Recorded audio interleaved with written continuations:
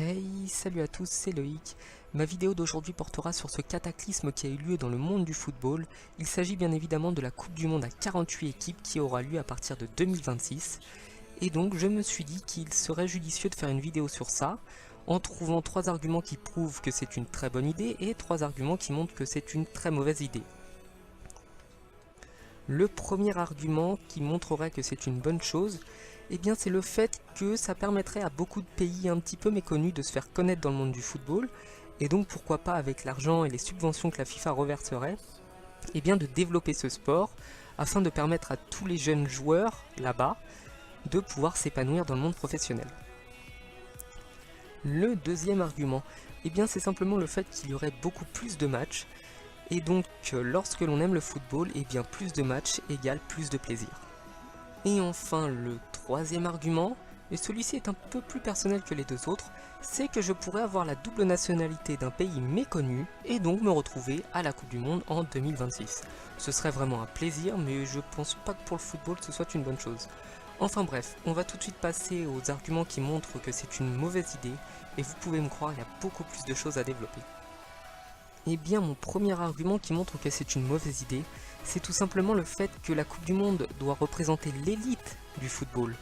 Et donc 36 pays c'est déjà pas énorme, c'est très compliqué d'y aller. Et je pense que de mettre 48 équipes, eh bien ça risque de tirer le niveau vers le bas.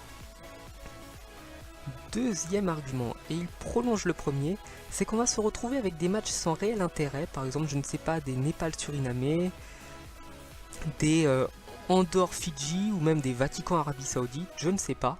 Et donc pour le football c'est pas vraiment ce qu'on veut voir. Nous on veut voir du Brésil-Argentine, on veut voir du Portugal-France, on veut voir tous ces grands pays jouer l'un contre l'autre, et mettre des équipes vraiment mauvaises entre eux, et bien ça risque de pourrir un petit peu la compétition.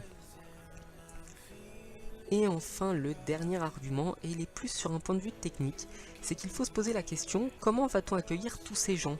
En effet, il y aura déjà beaucoup plus de personnes, beaucoup plus de joueurs et de staff, mais ça à la rigueur ça ne dérange pas trop, mais ça signifie également beaucoup plus de supporters. Et quand on se dit qu'il peut y avoir peut-être entre 20 et 30 000 supporters de chaque pays en plus, eh bien je ne sais pas si des villes seront prêtes à accueillir autant de personnes. Et bien voilà, ma vidéo est terminée, j'ai essayé de trouver quelques petits arguments. Je sais qu'il y en a beaucoup plus, beaucoup de contre, hein, j'ai remarqué. Mais j'aimerais bien aussi avoir le vôtre, savoir ce que vous en pensez, si c'est une bonne ou une mauvaise chose comme je viens de le faire.